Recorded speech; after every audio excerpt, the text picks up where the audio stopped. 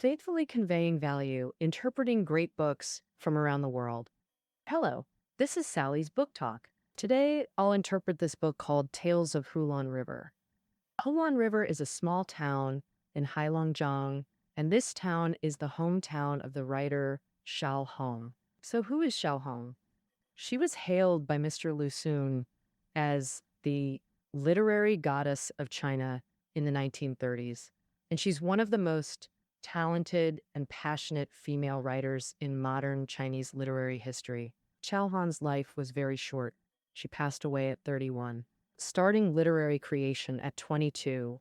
In her extremely brief 9-year career, she left behind millions of words of literary works. Among them, the most famous work is this Tales of Hulan River. This book has a total of 7 chapters. The first 4 chapters describe the landscape of Hulan River town and the stories in Xiao Hong's own yard. The latter 3 chapters each pick 3 ordinary people to tell their joys and sorrows. When you open Tales of Hulan River, you'll find several sections where the opening sentences are very similar, some almost repetitive. For example, Xiao Hong says, "My home is desolate. My yard is desolate. My yard is very desolate." This repetitive, almost self-talking style reveals the novel's tone, desolation. Today's interpretation starts from this word, divided into 3 parts. Part 1, Xiao Hong's yard is desolate. Part 2, Hulan River town is desolate. Part 3, people's hearts are desolate. All right, let's start by talking about Xiao Hong's yard. 88 Xiao Hong was born into a large landlord family with a wealthy background, over 30 rooms and a big garden. With childlike innocence, Xiao Hong passionately writes about her garden's beauty. She says the garden is bright, reds are red, greens are green, fresh and lovely. She also says if a cucumber wants to bloom a false flower, it blooms. If it wants to bear a cucumber, it bears one. This single quote means lying. A false flower doesn't bear fruit, meaning the garden's plants are free under blue skies, growing as they please.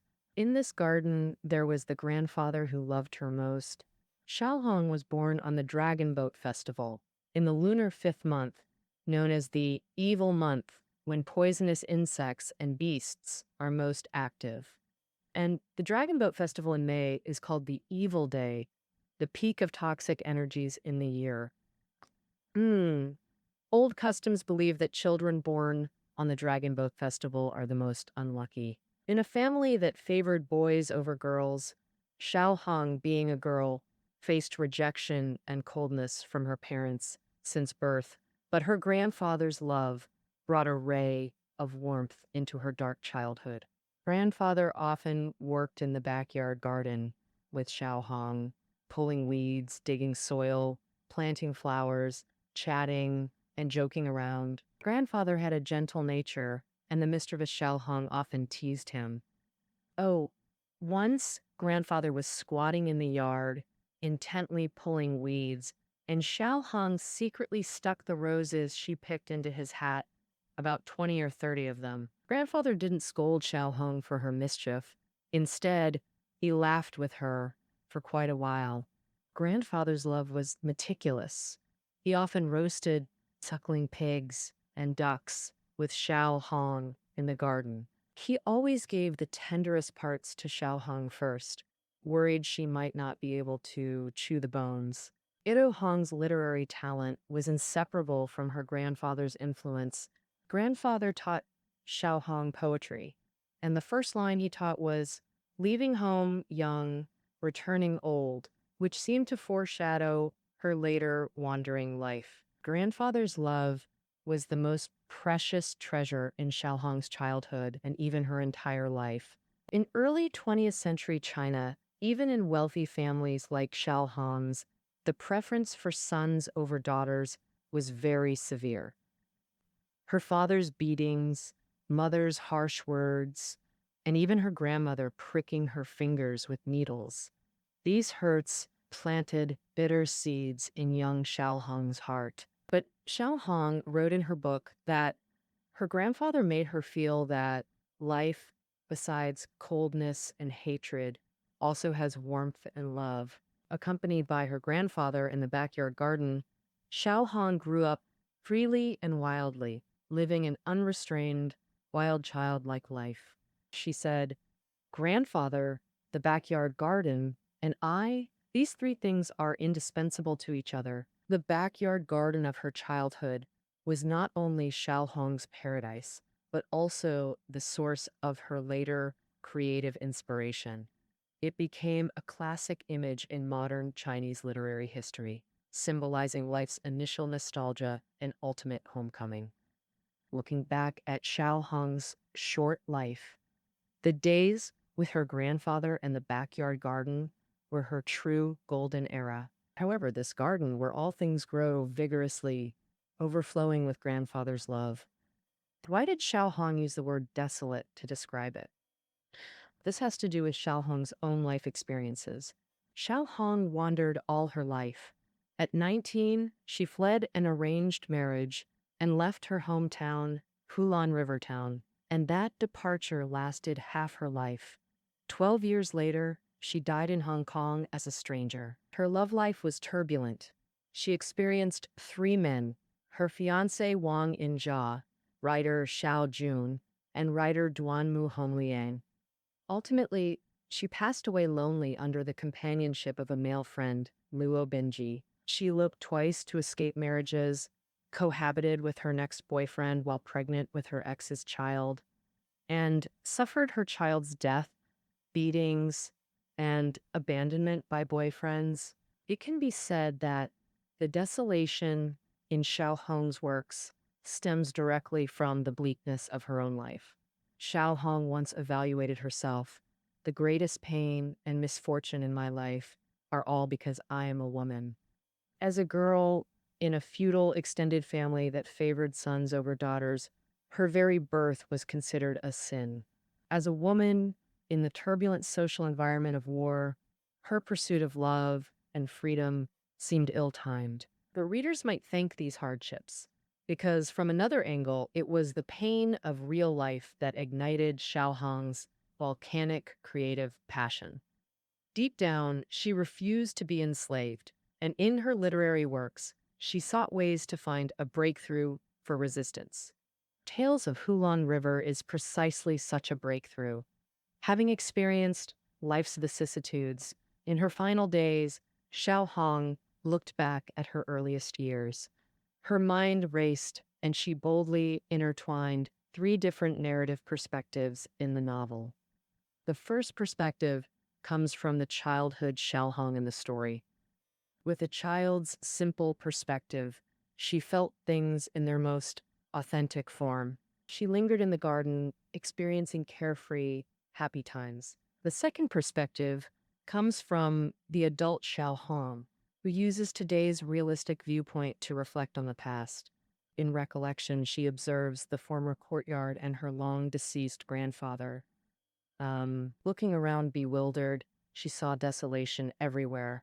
The third perspective comes from the novel's author, Xiao Hong, who stands above Hulan River Town with a narrator's omniscient view, watching from above the joys and sorrows, births and deaths of human life.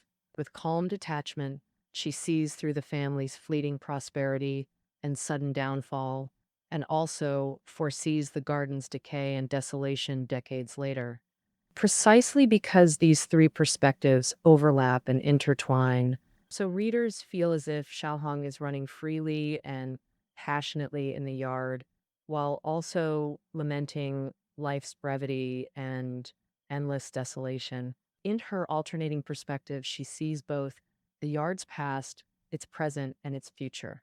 So she says the yard is desolate in a surreal tone because her heart has flashed through 31 springs, summers, autumns, and winters, like a merry-go-round, witnessing the annual cycle of growth and decay.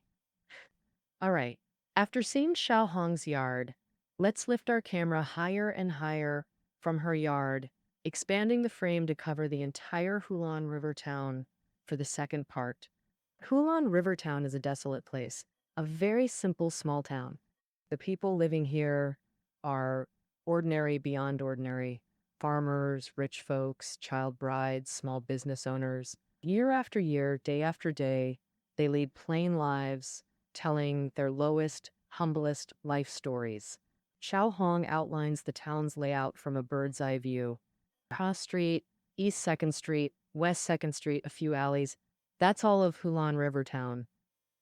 In this cramped, simple living space stand a mill, tofu workshop, dye that workshop, and 2 elementary schools. Xiao Hong views this town through cold-toned lenses. Even with lively events like shamanic rituals, yonge dances, and open-air performances, her writing casts everything in desolation.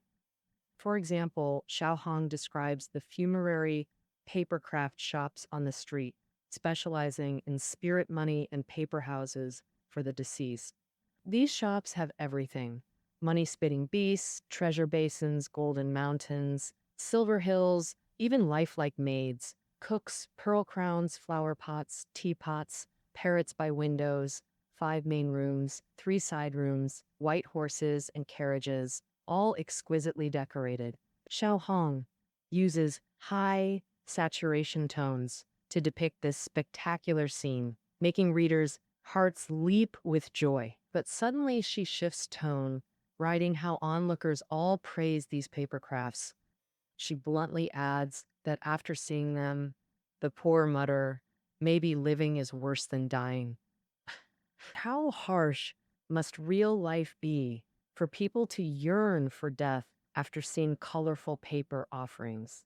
Juxtaposed with the beautiful illusion of the afterlife, real life reveals its endless sorrow. Xiao Hong also writes about the Ghost Festival on July 15th, when people float river lanterns on Hulan River, girls and women crowding the banks in groups, children on both shores clapping and cheering wildly. On the river, there are cabbage lanterns, watermelon lanterns, and lotus lanterns. Right in this brilliant sea of lights, Xiao Hong suddenly asks, "Where are these river lanterns floating to?" She looks toward the distant downstream, watching one lantern goes out, then another. After midnight, there's no one left on the shore, and no lanterns left in the river either. These flickering river lanterns seem to foretell the lives of Hulan River Town's people, always drifting lonely downstream, their life's light extinguishing in an instant. Mr. Mal Dunn, in his preface to Tales of Hulan River, wrote that it is a narrative poem, a colorful local painting, a string of plaintive ballads. This statement by Mr. Mal Dunn covers 2 meanings. One is that Xiao Hong's novel combines the styles of poetry and painting. The other meaning is that Xiao Hong's Tales of Hulan River conveys a plaintive emotion to us. As Mr. Mal Dunn said, Xiao Hong's Tales of Hulan River is like poetry, like a painting, just not much like a novel. Innovative breaking norms. Xiao Hong was originally a writer who took an unconventional path. She broke the traditional novel's single narrative mode and created a marginal genre between novel, poetry, and prose. Literary critics even gave it a special name, Xiao Hong style. Novels in the Xiao Hong style often use poetic rhythms to tell stories, with her plot threads being diluted. The story flows arbitrarily in seemingly casual structural arrangements, and thus the entire Hulan River town flows to life under her pen. Tales of Hulan River is a string of plaintive ballads.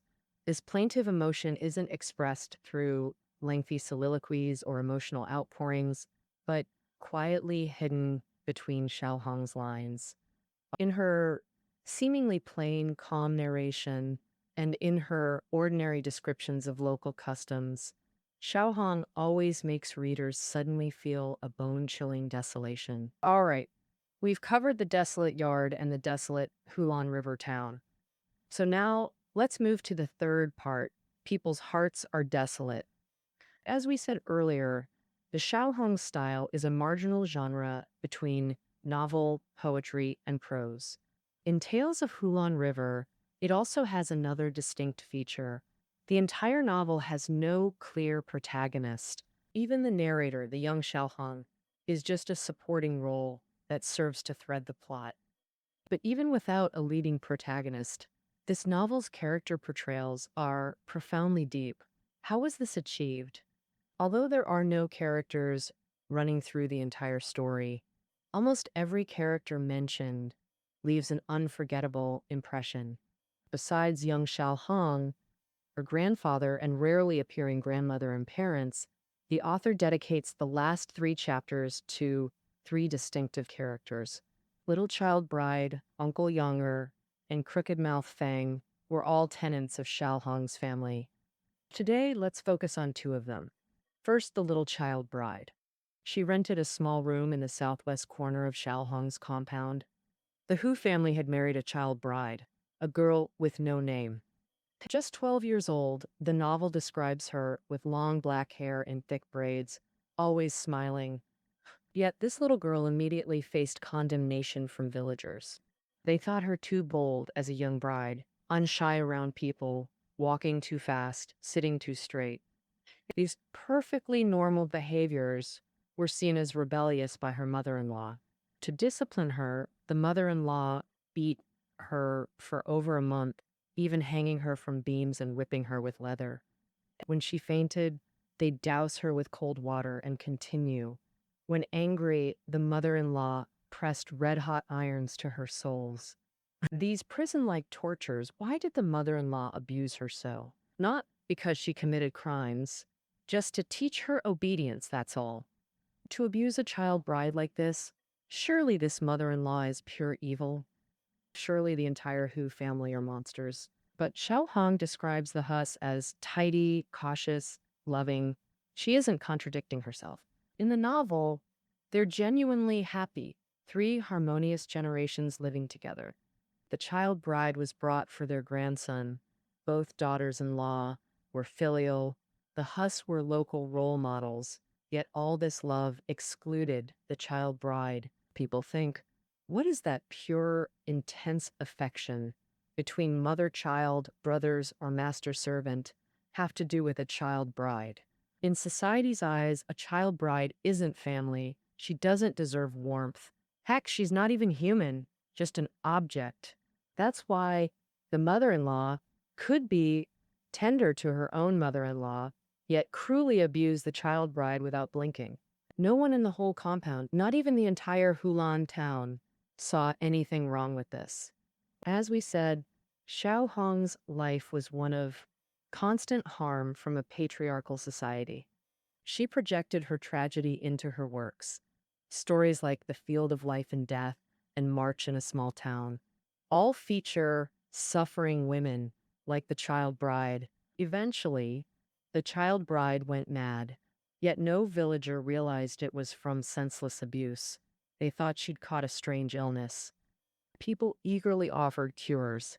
Some suggested shamanic rope jumping rituals, others straw effigies as substitutes. Others proposed feeding her feather-covered chicken. Overnight, everyone cared. Compassionate neighbors summoned a shaman for a ritual that became a town spectacle. Crowds packed the Hu home. Latecomers had no space. The shaman stripped the child bride naked, forced her into a boiling vat as she screamed. Helpers held her head down and poured more scalding water 3 full times. After this ritual, the child bride was scalded to death. The 12-year-old child bride died just like that. When the mother-in-law beat her brutally, everyone supported it. When she fell gravely ill, they scrambled to offer folk remedies, superficially curing her, but really just reveling in the spectacle. In the end, the child bride was tormented to death. People only cared about funeral leaks.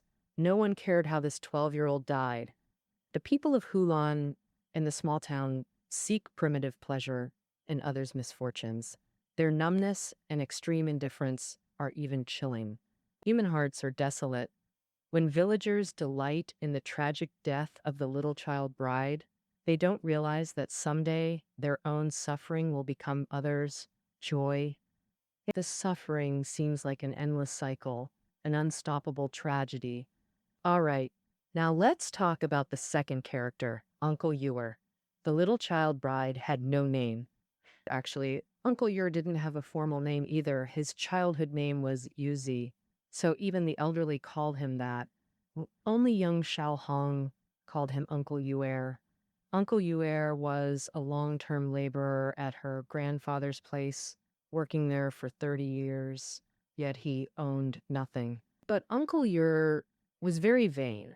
He loved being called second manager or master Yer, and he'd beam with joy whenever he heard those titles. But if someone called him Yuzi, he'd chase them with red eyes. Uncle Yer was around the same age as Xiao Hong's grandfather, and his role was like a steward, so he deserved the title second manager. But in reality, he got no respect from the family whatsoever. Once, Xiao Hong's father hit Uncle Yuer. Being beaten by a junior was a total loss of face for him. He said he'd hang himself, but it was all just an act. Later, he threatened to jump into a well, but only started running toward it after neighbors had gathered. Uncle Yer's attempts to save face ended up as clownish performances, making him a bigger joke. Uncle Yer had an odd temperament. He'd talk to sparrows in the sky, chat with the big yellow dog, and even converse with stones on the ground. But around people, he'd instantly become silent and withdrawn. Uncle Yer was also a target for children's mockery. Often, groups of kids would trail him, making up rhymes to insult him and throwing stones. Xiao Hong said she once caught Uncle Yer stealing. He'd pilfer things from the back rooms of her grandfather's house every so often, like wine pots, pipe stems, even large bathtubs. Later, everyone found out about his thefts, but instead of punishing him, they'd use it to tease and laugh at him. Uncle Yer would fly into a rage and brawl with those who mocked him. And Uncle Yer also had his glorious moments. His favorite boast was about himself. His story of narrowly escaping death under Maozi's blade. Uncle Yer's Maozi referred to Russian soldiers invading China during the Russo-Japanese War. The near-death experience might be true, but Uncle Yer wildly exaggerated the details. He described Maozi riding horseback with huge sabers, killing everyone they saw. He claimed that while the Maozi banged on his door, he calmly boiled water and cooked noodles inside. Owning nothing, eccentric, timid, constantly mocked, especially obsessed with being called Master Yer, and boasting of fearless encounters with Maozi, this spiritual victory makes him the spitting image of Lucian's AQ. Lucian observed from above with compassionate sorrow for the world. While Lucian pitied AQ's misfortune yet despised his passivity, Xiao Hong understood and embraced Uncle Yer from ground level. In her childhood memories, she wrote of Uncle Yer's material poverty and spiritual emptiness. Yet between Xiao Hong's lines, there's always hidden warmth. She wrote, "If the family had peanuts or frozen pears, but didn't offer them to Uncle Yer, he'd curse. But if brought to him, he'd say, 'Your Uncle Yer won't eat this. You take it.'" The image of a stubborn old man with flickering pride leaps off the page. Hulan River townspeople coldly watched the child bride being beaten to death in boiling water. They sneered as Uncle Yer's hanging and well jumping became dinner table jokes. They also watched pedestrians fall into mud pits and climb out, gossiping for amusement. They watched shamanic rituals, Yangge dances, river lanterns, open-air performances. On April 18th, the Goddess Temple Fair offered spiritual joy through folk beliefs. They watched steamed bun sellers, tofu vendors, fried dough peddlers. Any stir would draw their fascinated gaze. Spectating was almost Hulan River Town's primary way of life and reason for existence. Liang Qichao wrote an essay specifically about bystanders. She said, "The most detestable, loathsome, despicable people in the world are the bystanders." Well, Lucian coined a more fitting name for them in the preface to Outcry. Onlookers, in the true story of Aqua, the crowd surrounding the execution ground, women washing clothes by the river while listening to Shanglin's wife's tragic tale. They're all onlookers. Almost everyone in Hulan River Town is an onlooker too, devoid of sympathy and warmth, human hearts utterly desolate. Ordinary people live tragic lives. Onlookers wear numb, indifferent expressions. Their silent sorrow and cruelty are woven by Xiao Hong with plain strokes into the town's trivial daily life. In the novel, we see villagers, barren spirits, and ignorant traditions in this closed, narrow hell of Hulan River Town. But Xiaohong doesn't step out to condemn. She recreates people and events as they were, presenting their original state, letting readers perceive its temperature themselves. All right, we've now covered the three topics for today. We discussed the desolate yard, the desolate town, and desolate hearts in Tales of Hulan River. Xiao Hong wandered all her life, exiled from north to south, surviving war while pursuing heart-wrenching love. When she finally completed this novel, Xiao Hong was gravely ill, living in Hong Kong. Her hometown, the northernmost town of Hulan River, grew increasingly distant. Only through memories could she return to her beloved hometown, to the childhood garden where all things grew wild, and to her grandfather who loved her most. Tales of Hulan River is a novel filled with memories, a loving grandfather, local customs, and tragic fates of ordinary people. These together ignited Xiao Hong's work of memory. It's also a novel brimming with brilliance. In her final days, Xiao Hong burned all her light, recoloring black and white memories. With plain language, she made this town transcend time, living vividly in memory, turning Tales of Hulan River into a modern Chinese classic. All right, that concludes our interpretation of Tales of Hulan River. The reading notes are below the audio. We'll meet again with the next great book.